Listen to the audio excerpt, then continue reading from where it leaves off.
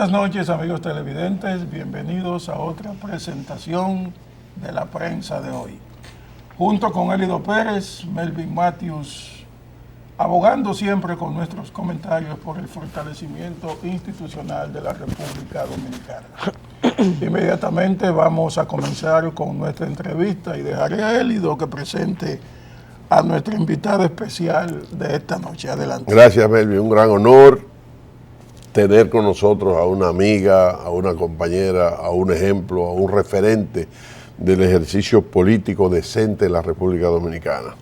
Vicepresidenta del Senado, senadora del Distrito Nacional, la amiga Farideh Raful. Buenas noches.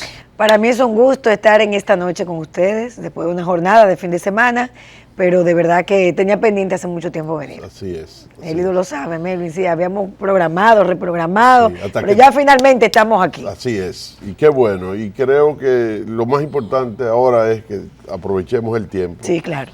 Y hablemos del Senado. Sí. Empezando a preguntar cómo se siente como vicepresidente. Exactamente, una nueva experiencia. Ese es un cargazo en este país. Un cargazo, ¿verdad? Sí. Bueno, no, para mí no ha sido realmente, yo creo que desde que nosotros llegamos al Senado hemos asumido una senaduría muy activa, no solamente representando al Distrito Nacional, nos tocó ser vocera 2 años, o sea, a mí, obviamente, pero también me acompaña un equipo.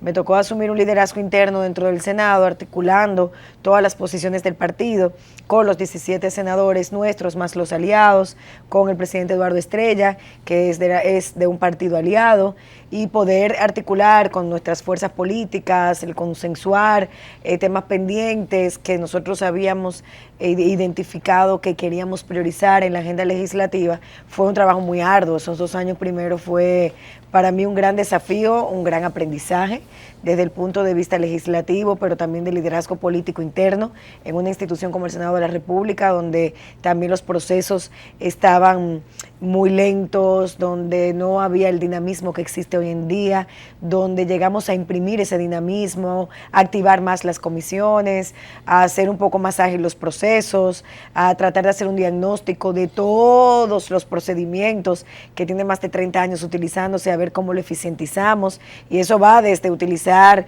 menos impresiones para ahorrar recursos económicos hasta votar de manera electrónica, y lo hemos ido logrando.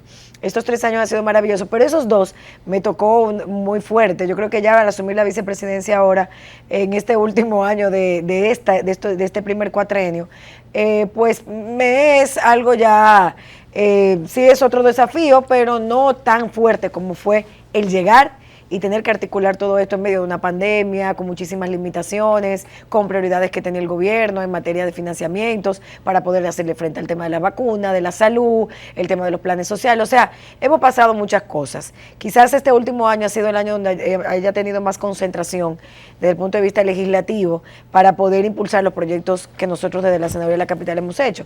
O sea que en total, ya con la vicepresidencia del Senado, yo lo que quiero es garantizar que lo que hemos avanzado se siga, ¿verdad?, sosteniendo en el tiempo, y que nosotros sigamos trabajando en esa reforma que iniciamos. O sea que es un trabajo bien bonito e intenso. A mí es difícil decirle usted a la senadora. Voy a tutearla como lo hago ordinariamente. Dijiste los compromisos de financiamiento del gobierno. Y es un tema que sabes que algunos sectores que te adversan han querido golpearte. Sí. Yo quiero que tú nos hables, financiamientos o préstamos antes y préstamos en el gobierno de Luis Abinader. Sí, definitivamente la oposición tiene que hacer oposición política, y si hubo una persona que puso a la oposición en evidencia con manejos de fondos de manera irregular y procedimientos ilegales que se estaban haciendo desde el Palacio Nacional, desde la Procuraduría General de la República, cuyos resultados investigativos están en la justicia en este momento, fui yo desde la Cámara de Diputados. Y con el tema de los financiamientos públicos, yo cuestioné muchos de ellos, no todos, porque algunos los aprobé, pero sí muchos de ellos, cuando identificábamos, primero, que llegaban a la Comisión de Hacienda de la que formábamos parte y no se estaban estudiando, venían con un informe prehecho, que fue la primera voz de alerta, y en segundo lugar, el tema de que no se estudiaban al detalle. Y cuando estudiamos al detalle nos dábamos cuenta que muchos de ellos estaban siendo utilizados como apoyo de partidas presupuestarias para algunos indicadores que eran los mismos que se habían financiado anteriormente. Y levantamos la voz en ese momento diciendo que nadie había rendido cuenta, y ahí están los videos, ahí está todo, y lo hemos hecho de manera particular también en el Senado de la República. ¿Cuál es la diferencia? La diferencia es que primero la política financiera del gobierno pasado, y siempre lo explico de esa manera, para que la gente lo entienda, porque a veces son temas técnicos, y me he tenido que aprender mucho el tema de financiamiento público. Los 10 años anteriores a este gobierno, se aprobaron déficits presupuestarios un año tras año. ¿Por qué? Porque la proyección que hacía el gobierno pasado de los ingresos que iba a tener en el presupuesto general de la nación era mayor a lo que finalmente ingresaba. Eso generaba un déficit porque había más gastos que recaudación o que inversión que pudiera garantizar eso. Y ahora no hay déficit. Entonces, ese déficit se fue arrastrando 10 años. Llega el gobierno del PRM en medio de una pandemia. El gobierno pasado, que le toca la primera parte de la pandemia, se endeuda también para hacer frente a los planes sociales, porque claro, no había otra forma de hacerlo, es la realidad. Actuó en ese sentido de manera responsable. Te cierran las remesas, te cierra el turismo, te cierran las zonas francas, que son los principales 3 rubros de ingresos en una economía de servicios como la República Dominicana. ¿Qué hace el gobierno? No tengo ingresos de las principales fuentes, tengo que hacerle frente a la situación social, de qué va a vivir la gente, tengo que darle ayuda, ahí entra el programa FASE, que inició en el gobierno pasado, en la última etapa del gobierno pasado, y eso se hace con financiamiento público. Llega el PRM y dice, bueno, tengo que sostener estos planes sociales porque todavía la economía no puede andar por sí sola. ¿Cómo garantizamos una apertura? Tenemos que hacerlo a través de confiar en que va a haber una vacuna. ¿De dónde sacamos el dinero y cómo le damos dinero al Ministerio de Salud Pública con el déficit que tenemos que llenar de lo que también hemos heredado? Es así. Entonces tiene que financiar todo eso. Y el 60% del financiamiento público que se tomó del 17 de agosto del 2020, llegando el Partido Revolucionario Moderno, hasta finales del año 2021, principio del 2022, el 60% fue por el tema del impacto del COVID en materia de salud, materia educativa y planes sociales. Y obviamente para cubrir el déficit que por más de 10 años venimos arrastrando. Entonces, claro, eso fue aprobado no solamente por el PRM, fue aprobado también por la oposición política que entendía la situación que estábamos viviendo, porque sin ese financiamiento el Estado no podía operar, hasta el Congreso iba a tener que cerrar. Entonces se dan esos financiamientos. Fíjate que la crítica inicial al gobierno del PRM fue que había poca inversión pública. Claro, había poca inversión pública porque la prioridad era garantizar la salud. O sea, no podía. Sí, ahora se está reponiendo un poco. Hay presupuesto, hay financiamiento que se están dando para obras particulares, el caso del metro, del transporte público, que se han garantizado a través del CAF, de la agencia francesa, que es la que está apoyando eso. Pero son inversiones para proyectos que se están ejecutando muy pocas todavía comparadas con las que se hacía anteriormente, de grandes infraestructuras. ¿Por qué? Porque esos 3 años o esos 2 años y pico, ese financiamiento fue para apoyo presupuestario, cubrir el déficit y al mismo tiempo para el tema de todo lo que implicaba la pandemia. Ahora hay un poco de reposición y yo creo que esa es la principal diferencia. Fíjate que en el Senado de la República no se ha vuelto a hablar de un hombre del maletín. A mí me tocó asumir la Comisión de Hacienda los 2 primeros años. ¿Pero por qué? Porque nosotros detuvimos todos los tipos de negociaciones que se daban en el Senado con relación a muchos intereses que pululaban allí para que se aprobaran proyectos. Pero hay un aspecto en el cual ustedes no han tenido éxito. Y te voy a hacer la pregunta ahora para que abordemos ese tema después de la siguiente pausa que vamos a realizar. Me refiero al barrilito, que no sé en qué ha quedado eso, para que hablemos de ese tema después de la pausa. Claro siguiente. Que sí. Adelante.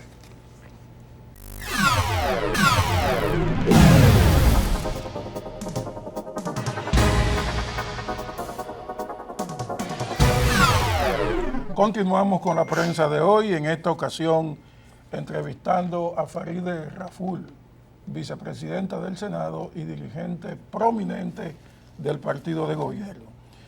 Senadora del Distrito Nacional. Nacional. Senadora del Distrito Nacional, gracias por el complemento. Farideh, parece que el PRM perdió la batalla con el tema del barrilito en el Senado, una iniciativa que prometió el presidente en la campaña electoral que sería erradicada, pero al parecer no se ha logrado que el barrilito desaparezca del financiamiento indirecto a los senadores de todas las tendencias dentro del conglomerado senatorial. Lo que pasa es que para tomar esa decisión se necesita la mayoría de los senadores y eso implica también contar con los compañeros y colegas de la oposición política. El Barrilito es un fondo de asistencia social que se creó hace unos años a instancias de las pasadas autoridades que gobernaban el Senado de la República, que representaban al Partido de la Liberación Dominicana.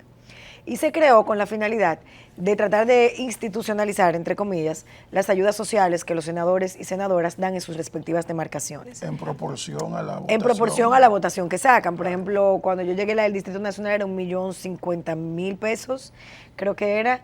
Creo que la provincia de Santo Domingo también, pero hay provincias más pequeñas que reciben 400, 500. Nosotros inmediatamente renunciamos, tanto el senador de Santiago, el expresidente Eduardo Estrella, como el senador de la provincia de Santo Domingo, Antonio Taveras, y el Distrito Nacional, renunciamos y mandamos a cerrar la cuenta de la asistencia a los fondos. Son los Nosotros tres. Ahora, ¿qué pasa? Para tomar una decisión de esa magnitud hay que contar con la mayoría. Y en un país donde quizás la parte política, porque a mucha gente, yo digo ahora la política es el espectáculo, la política es la parte de los afiches donde me veo bonito y alimento mi ego y trato de que las redes sociales me vean como una persona que puede mañana ocupar una posición de poder. No es así. La política se ejerce, yo creo que de manera directa 24/7, los que somos políticos lo sabemos y estamos dentro del territorio. En un país que ha acumulado tanta desigualdad, tantas carencias, los liderazgos políticos han también tenido que auxiliarse y han basado eso en una práctica clientelar y en una asistencia social que no le corresponde a un legislador, que le podría corresponder perfectamente a los ayuntamientos, que son los gobiernos locales, o que le podría corresponder a los gobernadores o las gobernadoras que representan al Poder Ejecutivo en cada demarcación. Entonces, eso no se ha dado de esa naturaleza, porque quien tiene contacto político directo no es el gobernador designado por el Poder Ejecutivo, es el senador que es la cabeza política de esa demarcación, o los diputados, en dado caso, porque son los que hacen el trabajo de territorio, el que toca la puerta, el que levanta. Entonces, ¿a quién le exigen cuando hay un muerto? El trabajo de campo. Si hay, y es uno de los argumentos que utilizan parte de nuestros colegas, cuando se muere una persona, ¿quién es que lo conoce? El senador o el diputado. Y si faltan recursos económicos, ¿a dónde va la familia a buscar auxilio? A donde el senador o diputado, que es lo más cerca que tienen representación.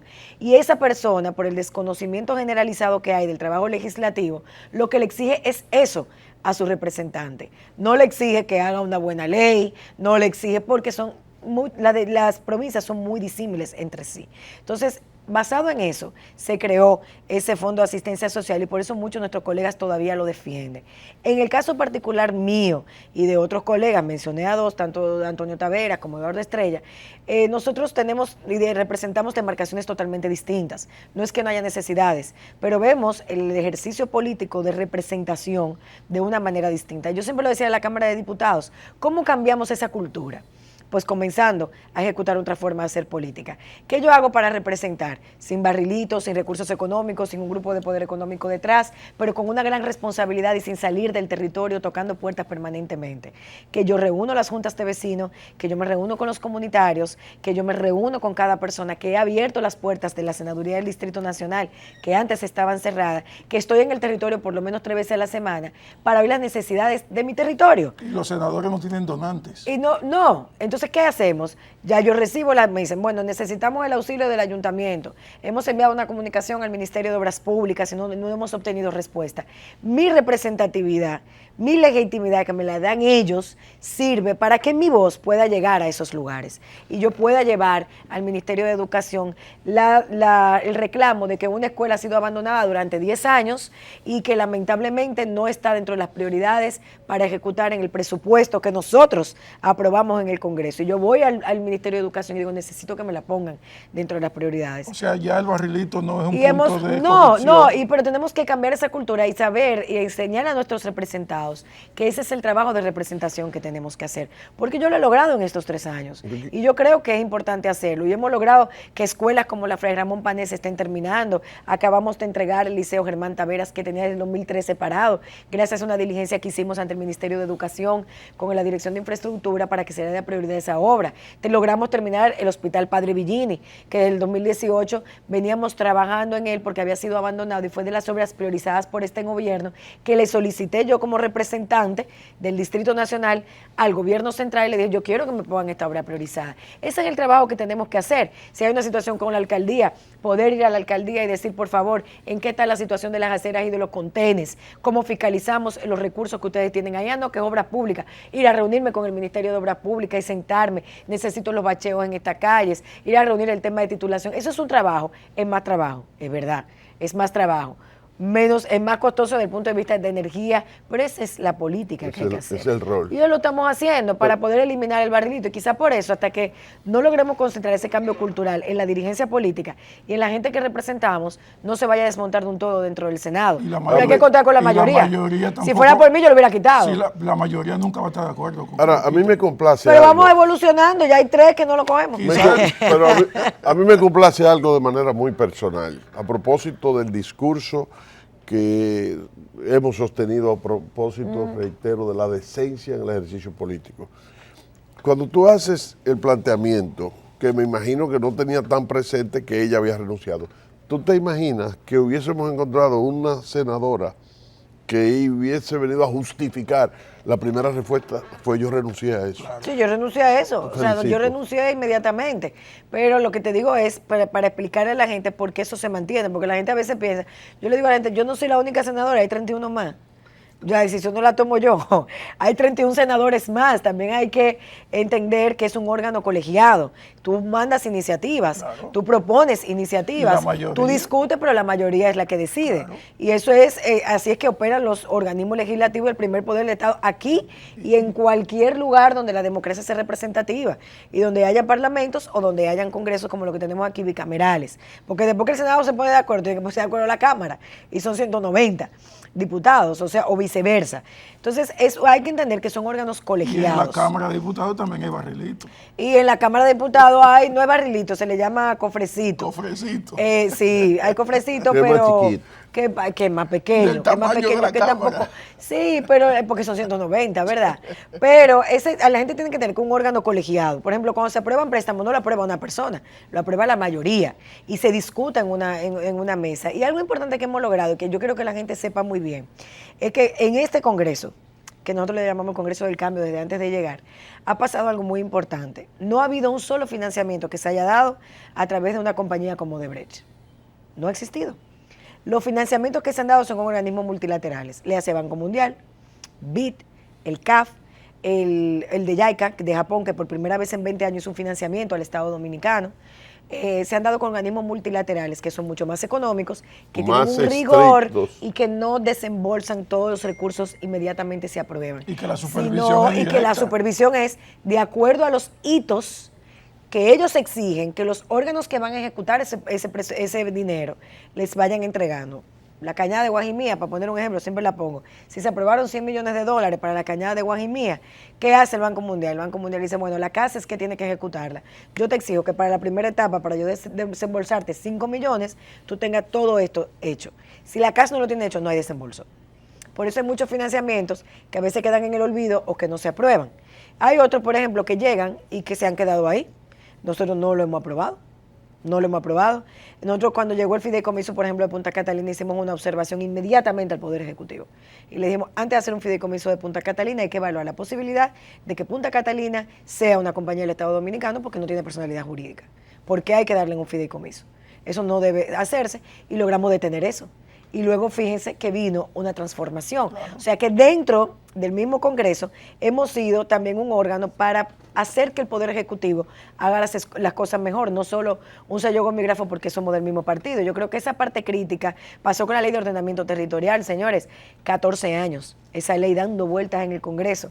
Yo recuerdo que en la campaña una persona de la oposición me dijo, ¿cuándo esa ley, la van a aprobar? Ya la aprobamos. Ya la aprobaron. Está promulgado. Una persona me dijo, eso no se va a aprobar porque nosotros lo hemos engavetado todos estos años. Yo le dije, cuando yo llegue al Senado, la vamos a aprobar. Y desde que llegué, dije, quiero que me pongan presidenta de la comisión. Duramos 2 años, pero la aprobamos. Nos reunimos con todos los sectores, con todos los intereses, desde las Fuerzas Armadas, Ministerio de Turismo, explicando, hicimos una inmersión en el tema de ordenamiento territorial, Ministerio de Economía, municipios, distritos municipales, aprobamos la ley. Era la frontera, uno de los... La ley de desarrollo fronterizo fue el primer desafío también que encontré como presidente de la Comisión de Hacienda, porque vino un equipo importante que parece que tenía mucha incidencia en el Senado del empresariado dominicano y me dijo, usted no puede estudiar la ley, yo tengo la carta, no la puede estudiar porque nosotros tenemos un proyecto diferente. Y dije, yo no sé cómo operaba esto aquí antes, pero mientras yo esté aquí, las leyes las hacemos los congresistas. Claro. Ahora, todo el mundo puede Vamos venir a hacer su consensuar. opinión, claro, y vamos a tomarla en cuenta, pero quien hace y las leyes somos nosotros. Oh, pero han descarado. Sí, es un tema difícil, que no se ve, pero que yo me siento totalmente satisfecha porque es un legado que estamos dejando, un antes y un después. Muy interesante la comparecencia, como se había de esperar, de nuestra querida amiga Farideh Raful. De este y otros temas vamos a seguir conversando luego de esta importante pausa. Manténgase ahí.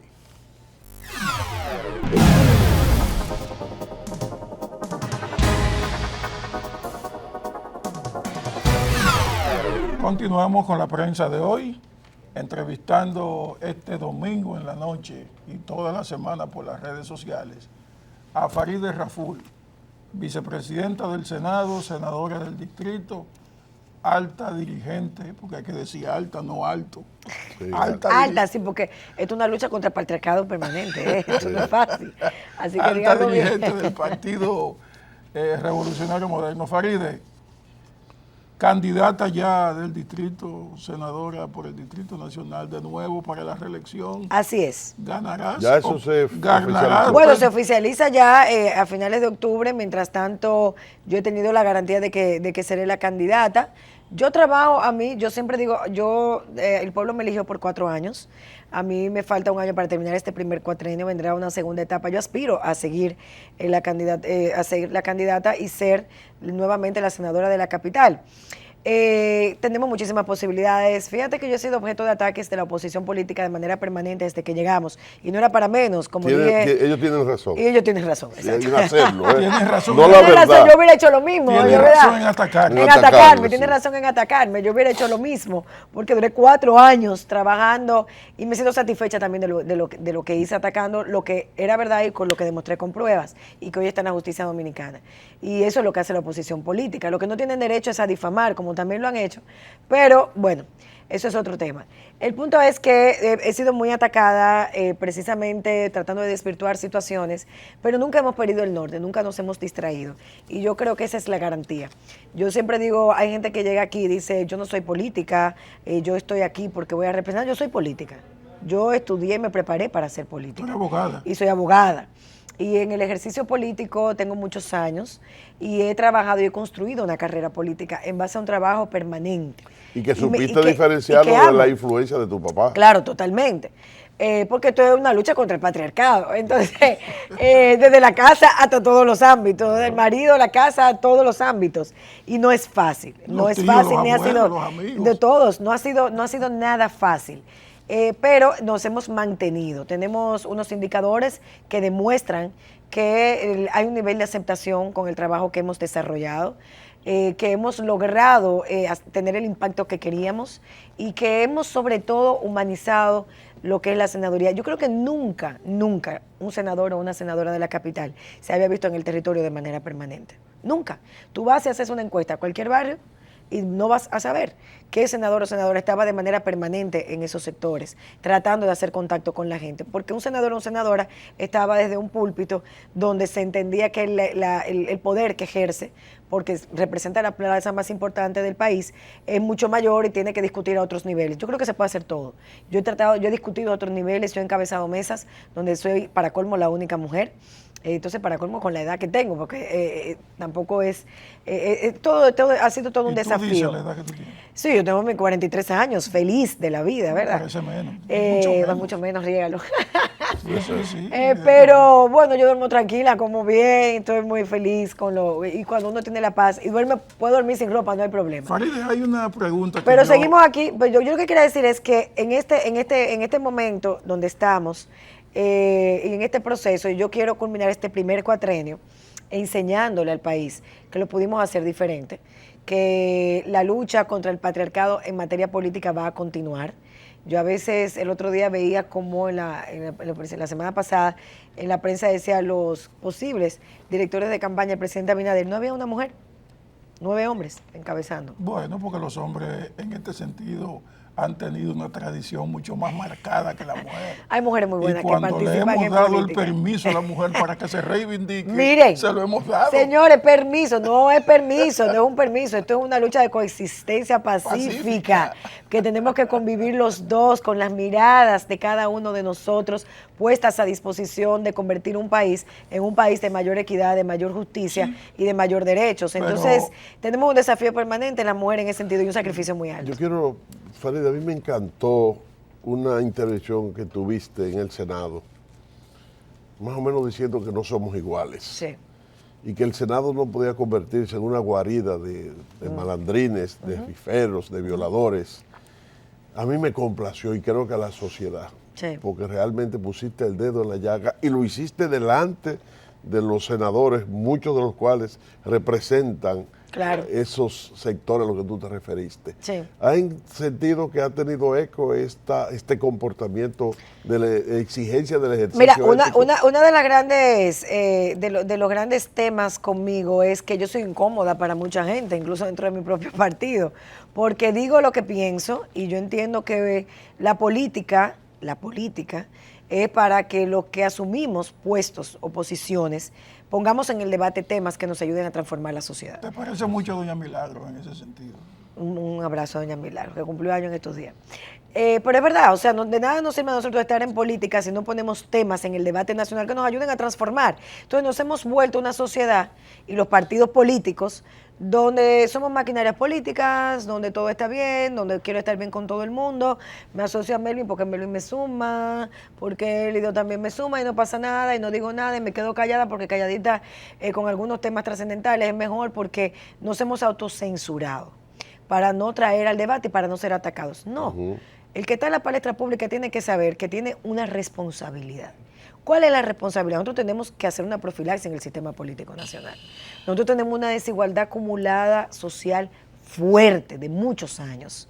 ¿Por qué? Porque los partidos políticos, que son una pieza fundamental en el sistema democrático, se han quedado detrás y no han sabido interpretar esta sociedad. Condenamos la juventud. La juventud está perdida. No es verdad. No es verdad. ¿Quién es el interlocutor de la juventud en los partidos políticos? ¿Quién está fluyendo como interlocutor de esa juventud que se ha creado en esa desigualdad social, en esa marginalidad, en esa exclusión? ¿Qué le estamos exigiendo si no hemos podido darle absolutamente nada? Esto nosotros tenemos que analizarnos. ¿Qué le estamos exigiendo cuando exhibimos a un liderazgo político que dice que tuvo una relación con una niña de 14 años? O a un liderazgo político, ese es el que va a ganar porque tiene 2.000 bancas irregulares en el lugar donde está, operando. Entonces está en la ilegalidad, me va a representar para hacer las leyes y le queremos exigir a los que vienen detrás que sean pulcros, cultos, educados y que representen a quién.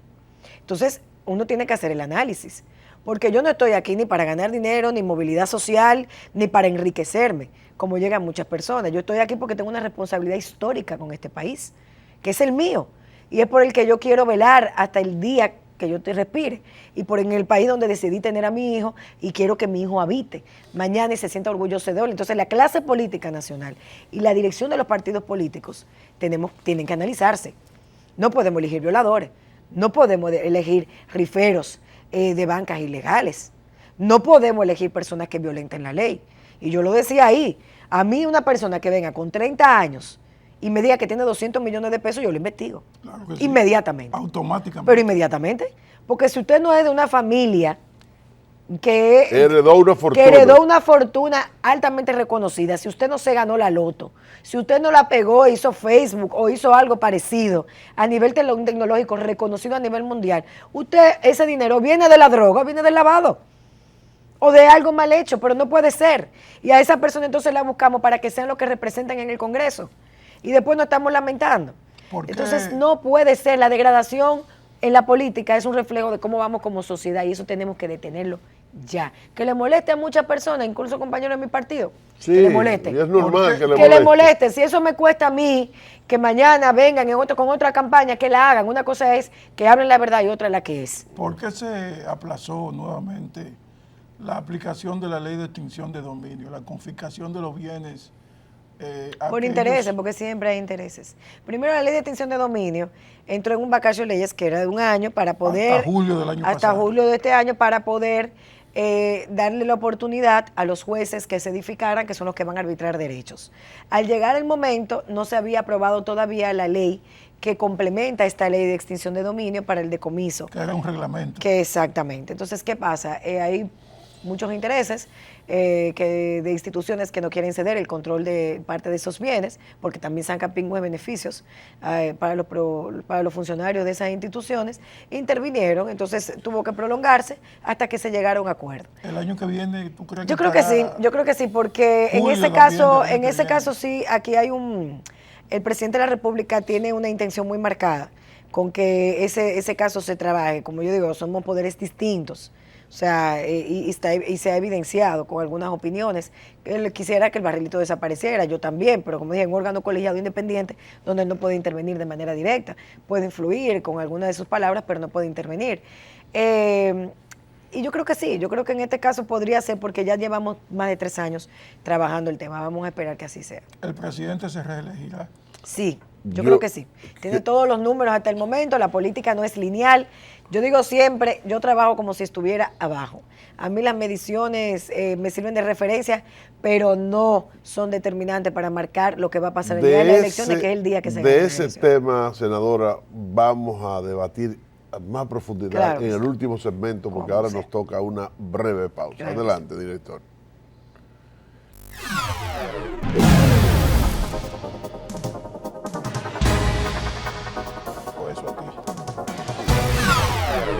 Continuando, y ahora entramos al último tramo de este programa La Prensa de hoy. Recuerden que el empeño de Melvin de Elido Pérez es hacer nuestro aporte en favor de la consolidación democrática y el fortalecimiento institucional. Ese es el norte de esta tribuna. Faride, ya comenzamos a hablar de Luis. Quisiera que nos haga un resumen muy rápido del gobierno de Luis Abinader versus los anteriores. ¿Qué tal puede presentarse como la plataforma que justifique el que sea reelegido por 4 años más? Yo creo que es evidente, hacía falta un cambio en este país, porque primero había un desgaste, era un gobierno que tenía casi 20 años ya, con las mismas personas gobernando. Cuando el poder envilece, cuando una persona tiene tantos años en el poder, pierde las perspectivas incluso de la aplicación de las normas, porque se siente ya que no hay diferencia entre su propio yo, su personalidad y la función que ejerce. Esa es naturaleza humana. Y por eso la dinámica de la democracia son los cambios constantes. Hacía falta primero por eso. Segundo, porque ya dentro de ese contexto y ese desgaste que existía, comenzó la pus a salir. Y de manera muy cruda, todos los actos de corrupción, todas las incidencias que había, de temas que salpicaron y que salpican todavía al expresidente de la República Dominicana, y los casos están en justicia. Y eso ya hace que el pueblo pierda la credibilidad en los actores que están administrando sus fondos, porque son sus fondos. El enriquecimiento desproporcionado de tantas personas en el ejercicio del poder es totalmente también cuestionable, que es lo que estoy cuestionando yo desde siempre, y lo sigo cuestionando ahora. Y si lo hacen ahora funcionarios, que me imagino que algunos lo están haciendo, porque eso es parte de todo, también hay que cuestionarlo y tienen que terminar en la justicia dominicana. Entonces, todas esas cosas tenían que frenarse.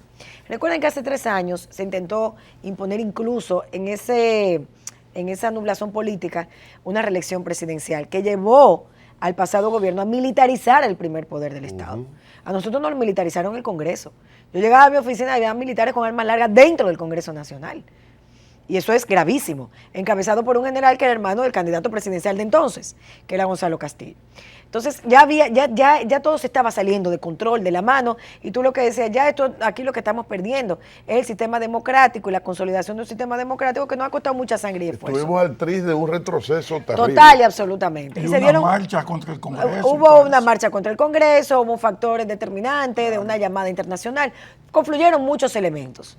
Y también hay que decirlo, y yo siempre lo recuerdo, y se lo recuerdo a mi propio partido, 50 prácticamente diputados que no se le vendieron al partido de gobierno, que hicieron posible que eso no pasara, porque con 4 más podían convocar una asamblea. Claro. Esa es la realidad.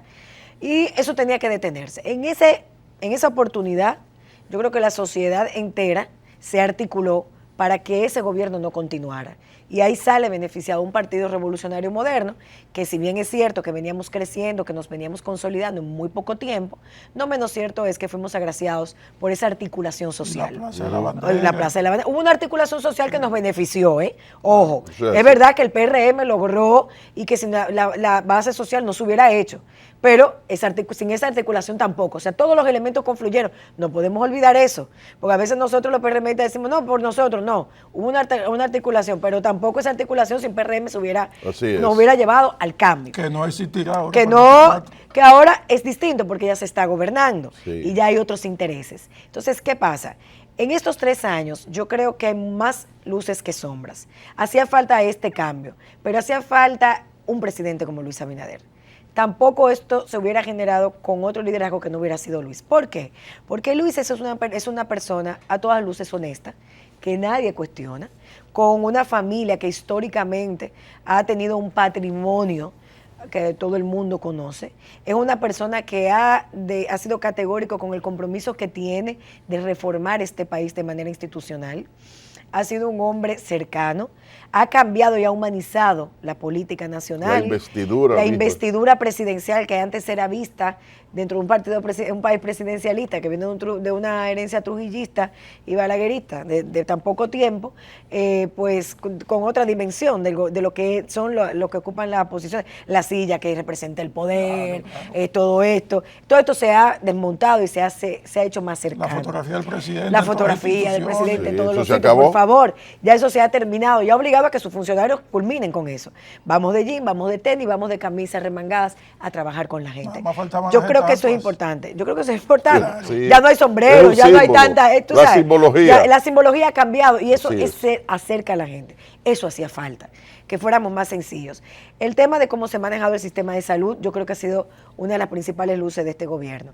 Contra lo que muchas personas pensaban, por lo que había pasado anteriormente con los pocos gobiernos que se tenían de pasado PRD, ahora PRM, que coinciden en muchas cosas, se ha mantenido el sistema macroeconómico y las finanzas del Estado estable. Y eso ha tenido de verdad una repercusión importante en materia de inversión extranjera. Se han hecho reformas para tratar de aplicar el bloque de constitucionalidad. La ley de extinción de dominio, que es un mandato constitucional, la ley de ordenamiento territorial, por supuesto, que tenía 14 años, pero que está planteado todo esto en la Constitución del 2010. La ley de regiones únicas. Eso viene a darle más... matrimonio infantil. La del matrimonio infantil, la eliminación. Eso viene a garantizar mayor institucionalidad. Ahora toca la ejecución de eso, que no es sencillo. Nos tomará tiempo. Todas esas cosas hacía falta hacer. Las 3 causales. El tema de las 3 causales que le hemos luchado, pero es lo que digo, un órgano colegiado, claro. Aunque el presidente quisiera, y yo también, es un órgano colegiado, claro. Y cada quien representa su demarcación y los intereses. Y sus intereses. Y sus creencias religiosas. Y sus intereses. Seguimos la batalla, pero todavía no hemos logrado tener una mayoría. Claro. Y yo creo que a nosotros nos hace falta una visión más progresista en este país, que era lo que yo digo, es increíble cómo la generación de Milagros, de José Francisco Peña Gómez, de Ibelice Prat, de Hugo Tolentino, de Tirso Mérica, era más progresista que la actual. Vivimos en una agenda conservadora absoluta. Y sin esa agenda progresista no hubiéramos tenido conquista de desarrollo humano para lograr más igualdades. Ahora yo creo que vivimos un retroceso, son partes cíclicas, pero eso es otra discusión que tenemos que librar dentro del partido. Y otro programa. Entonces yo creo que Luis hacía falta para esta transición que en materia de salud, en materia económica, en materia de inversión extranjera, en materia de darle oportunidad también a un sector privado que trabaje, que ha sido cuestionado. Y es lógico y legítimo que se cuestione, pero hacía falta que el sector privado se sintiera también parte de las iniciativas públicas, porque no somos adversarios ni enemigos. Tenemos que trabajar conjuntamente para el desarrollo del país. Pero el sector privado siempre ha estado en con límites. Sí, pero de manera oculta. Ahora está un poco más transparentado. Se creó incluso una dirección. Está más transparentado con límites. Y hay que establecer límites y tenemos que ser vedores. Y se institucionalizó con la creación de la Dirección de Alianza Pública-Privada. La Dirección de Alianza Público-Privada. También el tema de burocracia cero para tratar de simplificar los trámites de la administración, yo creo que ha sido importante. El tema de no de dejar, yo lo quiero decir así, la justicia independiente, sino de marcar una pauta para que el Ministerio Público comience a ser independiente de las decisiones del primer poder, del Poder Ejecutivo, que no es el primer poder del Estado. Son ustedes los legisladores. Ha marcado un hito importante. O sea, que el Ministerio Público que se haya designado no dependa de la dirección política de un partido, ha permitido que se lleven algunos casos. Claro, al Ministerio Público le falta mucho, hay que hacer una profilaxis completa.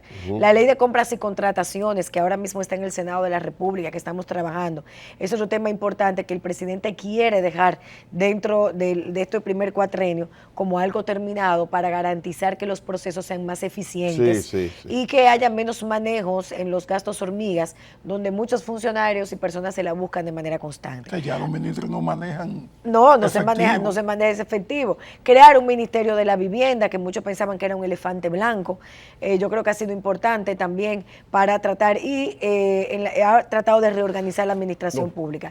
Algunas sombras que tenemos en el sistema energético, que yo creo que debe trabajarse un poquito más profundamente, definitivamente, porque esa ha sido siempre una nube gris dentro de todos los gobiernos. Yo creo que ha faltado eficiencia de manejo. Los altos precios. La inflación que ha sido controlada en materia, cuando comparamos con otras economías. Con muchos subsidios. Y teniendo una economía de servicios, que hay que ver hasta dónde llegamos con los subsidios. Vale, y yo creo que aquí hay que hablar de una reforma fiscal importante. 20 segundos. Seriamente. Que hay que hacerla ahora, después que se Que hay que hacerla después, en este próximo cuatrenio. O sea que yo creo que Luis ganará las elecciones, pero que no podemos confiar de que siempre hay que trabajar como si se estuviera. Los 20 segundos míos era para eso. ¿Primera vuelta?